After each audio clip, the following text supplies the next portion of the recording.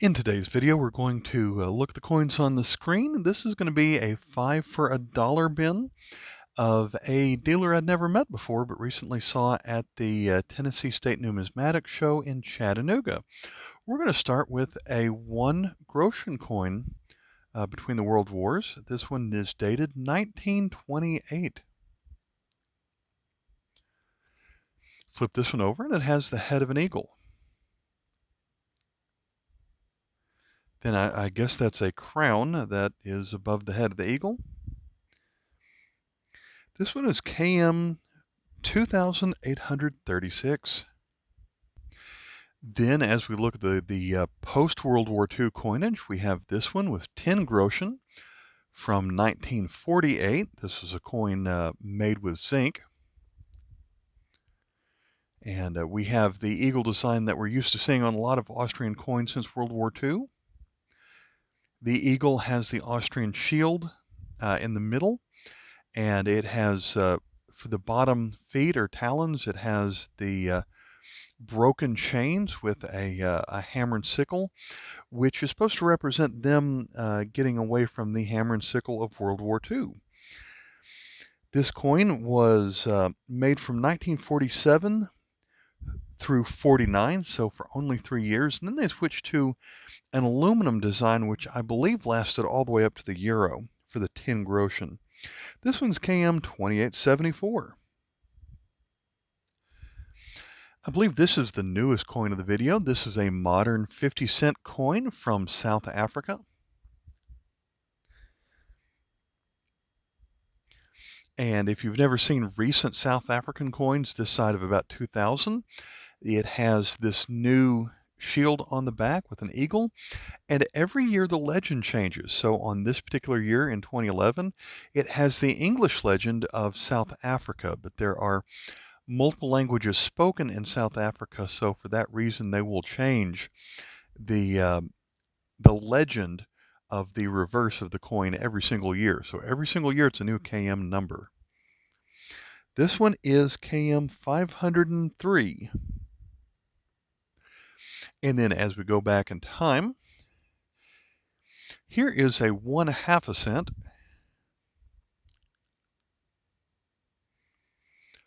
from 1961.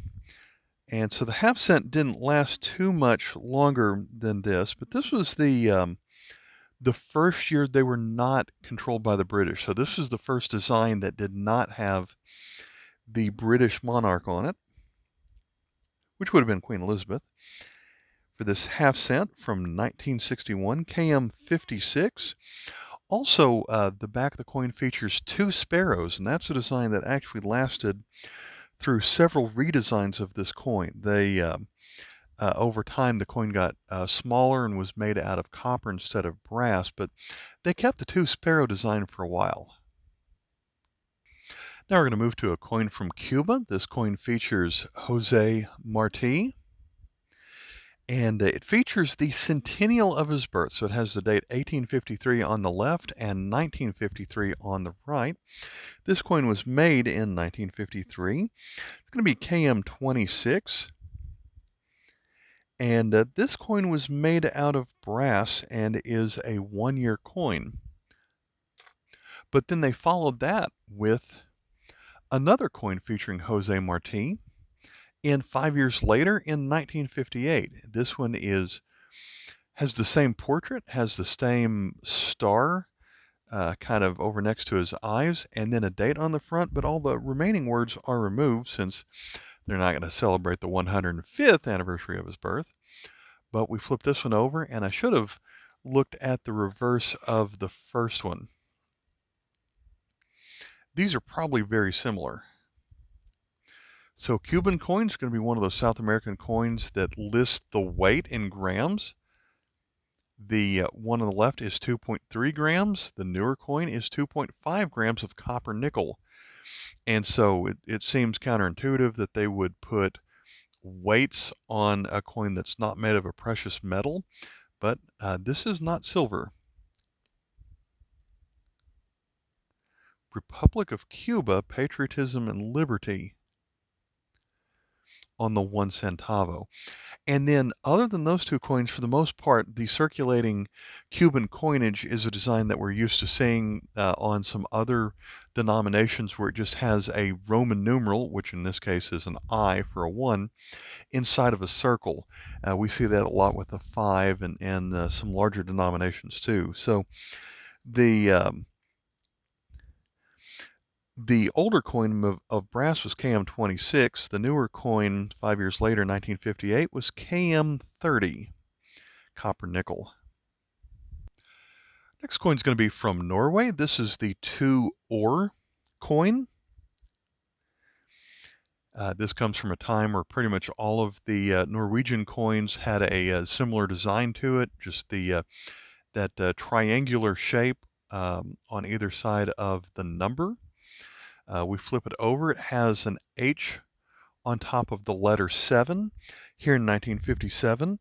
This was the ruler was Haakon the Seventh. He ruled from 1952 to 57, so this is the last year of his reign and the last year that this coin was made. KM 399. And then that one was replaced. He was replaced by Olav V, who has a monogram of O with a Roman numeral V for 5 in the middle. Olav liked to have coins that had different animals on them. So I believe the 10 had a bee, the 25 or the 5, one of those had a moose on it. There was a squirrel, but the 2 ore, so this is the next coin design after the last one we looked from 1960. That features, I guess that's a rooster or some form of poultry. And so this coin was made. There actually was a different version of this coin in 1958. This is called the big letter version, but in 58, the number 2 and the ore were written smaller on the coin, but pretty much everything else in the design stayed the same. So this one is KM 410. The first one was KM 399. Now as we look at a pair of coins from different places, we're going to look at Uruguay. This is the 2 centésimos coin of Uruguay from 1943.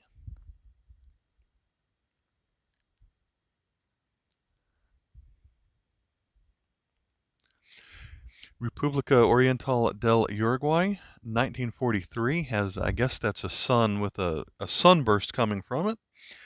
This one's KM20A, and so the A here stands for copper.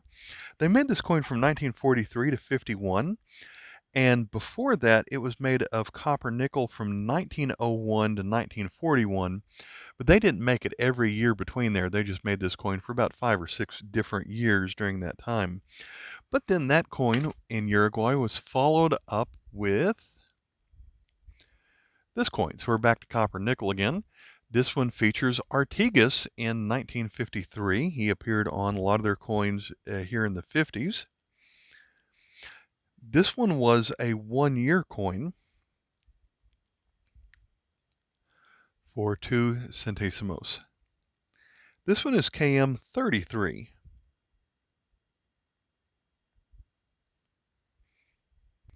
We have a lot of 1-year coin designs in this video. This is the coin design of a 1 franc coin from Luxembourg in 1939. And so this one features another sickle. So I don't know if I knew that the previous coin from Austria had some specific symbolism defeating communism. I'm not sure what it is here, or if it's just showing that that is one way of cutting down wheat, because the lady here is holding wheat.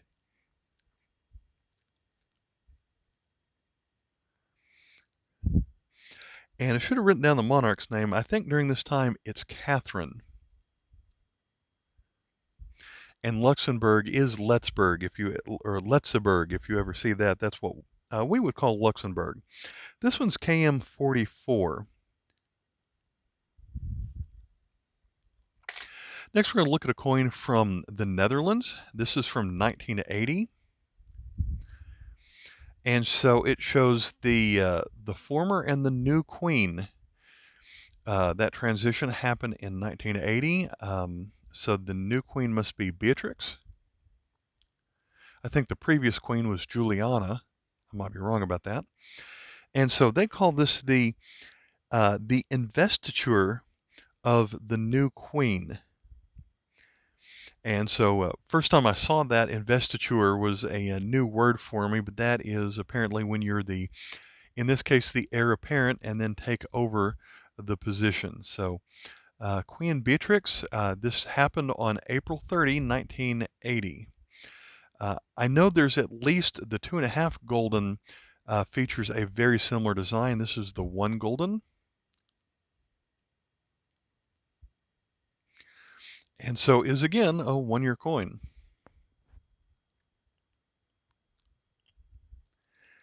KM200. This coin is made out of nickel. There is a rare version that's also made out of silver.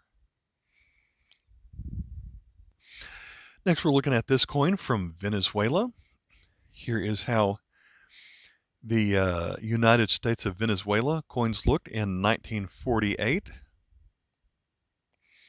Wouldn't surprise me if, like other South American countries, they're aiming for the same shape and size as American coins. However, America did not have a 12.5 centimos. And so that seems like a strange denomination, perhaps. If you think of a quarter of a dollar is 25 cents, this is half of that. So instead of a quarter of a dollar, you could say it's an eighth of a dollar, except there they have the Balboa. So this coin is 1/8 of a Balboa. And so that goes back to their heritage of when Spain was controlling Venezuela. They had the 8 reals, which was the equivalent of $1 or 1 British crown. But they divided their coin into pieces of 8. So the full coin was the 8 real. And so this would have equaled a 1 real, except I believe the 1 real was smaller than this, probably closer to the size, a little bit larger than a United States dime. This is not silver, it's copper nickel. It's catalog Y30A, and so that means it's made out of copper nickel. Y30, which was an older version, was made out of brass. And only in 1948, this coin was minted at the San Francisco Mint for only this year. It was other mints around the world for the previous years before this one. Next, we have a coin from Japan. This one is a 50 yen coin. So Japanese coins do not show the year that the coin was made. This was made in 1956, but how I know that is it has the Showa symbol right here. So the year of the reign of the emperor, 3 and a plus is 30, and then a 1. So it's year 31 of the reign. And then you can cross-reference that to find 1956. This is catalog Y75. So it has an American 50 on our number system as the biggest number on here, even though all the other characters are in Japanese. I've always noticed that the yen symbol, when you see it in print, looks like the letter Y with 2 horizontal lines going through it. It never occurred to me that you don't see that symbol on coins. This symbol right here, which almost looks like a desk or a cabinet or something, or a squared B on its side, that is the symbol for yen that appears on coins, and I just learned that today. Since it's 50, this is the symbol for 5 right here, and then a plus means 10 of those, so this is the 50 yen coin. Y number 75. We're going to move to a coin from Syria. This one is a 10 piastres.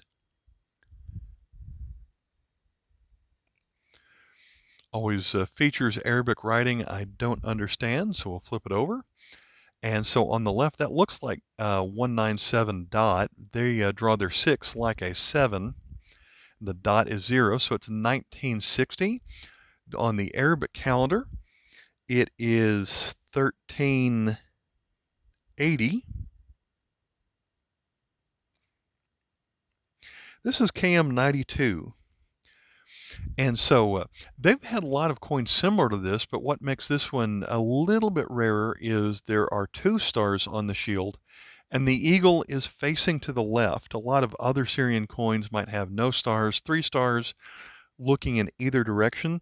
And so when you see the 2 stars looking to the left, that means that the coin is part of the United Arab Republic, which only lasted from 1958 to 1961. So they had all of their currency for 3 years with this design. This one's made out of aluminum bronze. Next, we have a coin from Ceylon.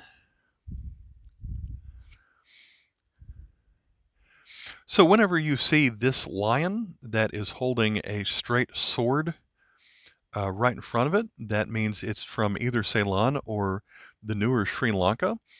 If it's from Ceylon, it would be after it was no longer ruled from the British. So this was the design of the 1 cent coin when it was still Ceylon, but after it was no longer ruled by the British. And so really the way you can tell is the word Ceylon is written in our alphabet right here on the right side of the banner. Whatever it says on the left side of the banner, I cannot read that. When this coin, when the country changed to Sri Lanka, the banner was no longer there, and so this overall ring was a little bit larger in appearance. There may have been kind of a base or pillar down here, but the banner was no longer there. So here's where it has multiple languages, and the word cent is the smallest writing on the back. This one's 1971, KM 127.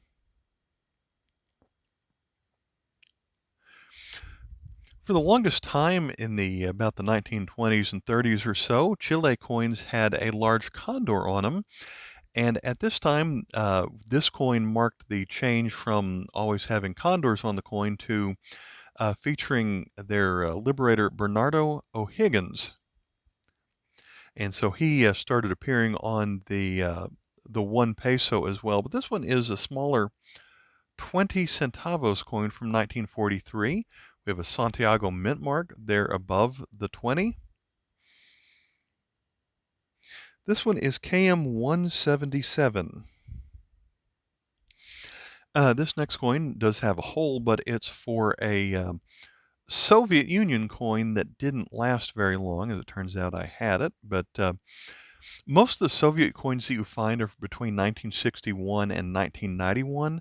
Those are the easiest ones to find, but there are a lot of subtle changes that happened the decades before that, such as the wheat on the sides here, or lots of changes on here. I actually prefer the look of these older coins, more writing on them. We called them USSR. They called themselves CCCP, which is their abbreviation in Cyrillic, and then other Cyrillic words around the circle here. And then you have some wheat and then a globe with a hammer and sickle on it.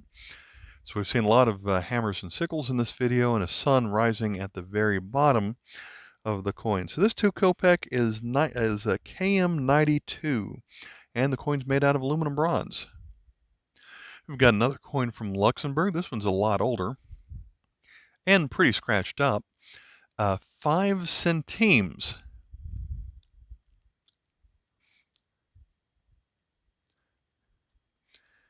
And then this is a 1-year coin from 1908.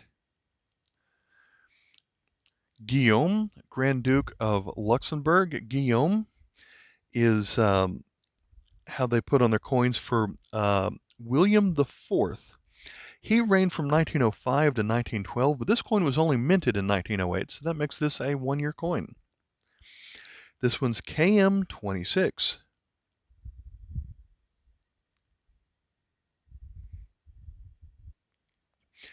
Now for the lowest denomination coin from Pakistan, in the 50s, this is a 1 pi coin, and if I remember, it's something like 3 pi made a pice, and then a lot of pice made a rupee, and there may have been or maybe 4 pice made an anna, and then 16 anna made a rupee or something like that. So again, that's probably a country that is glad that they're no longer on those pre-decimal systems. This one's from, as you see, 1951. KM11. And since it's sometimes the smaller denomination coins and the smaller coins are the ones that people didn't hold on to as much and were easier lost. This one actually has the highest value of any coin that we've seen in this video. It's only $1. Let me talk about the dealer that I saw here at this show, and while I hold up the proof coin that we're going to finish off with. This particular dealer had a box of wheat pennies that were rolled, and so there were probably, I think a bunch of rolled up wheat pennies, and a on the outside of the box it said $250 firm. And so a guy showed up wanting all those wheat pennies, but he didn't want to pay $250. I think it turned out to be like 70 rolls or something like that. And so doing the math in your head, trying to figure out what that is, maybe it was even a lot more than that. But he's like, no, this is definitely not worth $250. I still find these in pocket change. It's not worth what you're asking for it. I couldn't even carry these and I wanted to. I parked half a mile from here. It would be really difficult for me to take this. So he's giving all the reasons why he doesn't want it, which of course he wouldn't bother saying all that unless he really wanted it, but he only wanted it at a sharp discount. And so he lowballed 120 on that. And then the seller was like, well, I don't know, maybe I could do 180, but I can't go any lower than that. And then before you know it, they met at 150. And so I hate haggling that far off the price. And I just thought that was so annoying. And of course, after he did end up buying it, he walked away with it, carried the whole thing like it wasn't a problem. The seller even felt bad and was like, do you need someone to carry this out to the car for you? And he's like, no, I got my son with me. And so you can just tell the guy was just saying whatever it took to get his lowball price accepted. So all those coins up to this point, there were 20 coins in a 5 for $1 bin. I paid $4 for everything that you saw up to this point. I picked up this one proof coin that he had in a $1 bin, even though he has $2 written on the flip. So I just paid $5 for everything that we've seen in the video. You don't find coins from British Virgin Islands that often. I bought this coin just a couple of months ago, but it was part of a complete proof set, so I wanted to have one to go in my album that was outside of the set. As you can see, the proof version of Queen Elizabeth here from 1974. It actually spells out Elizabeth II. And we flip this one over, and a lot of the coins in this set featured birds. This one is the ringed kingfisher. Like a lot of the smaller countries, it was made by the Franklin Mint. The Franklin Mint, and their mint mark is right here. Tall F, tall skinny F, short fat M on top of it. So the Franklin Mint. I don't know what this symbol is. It must be the designer of this coin. And so that's where they wrote KM3 on here. Originally they had $2.50. My catalog says $1.50. I mean, they wrote $2. My catalog said $1.50 on this coin, but I paid $1, so all's good on it. I thought this would be a good way to end this video with a nice proof coin. This proof set, and I had a video of it that I released a couple months ago. It had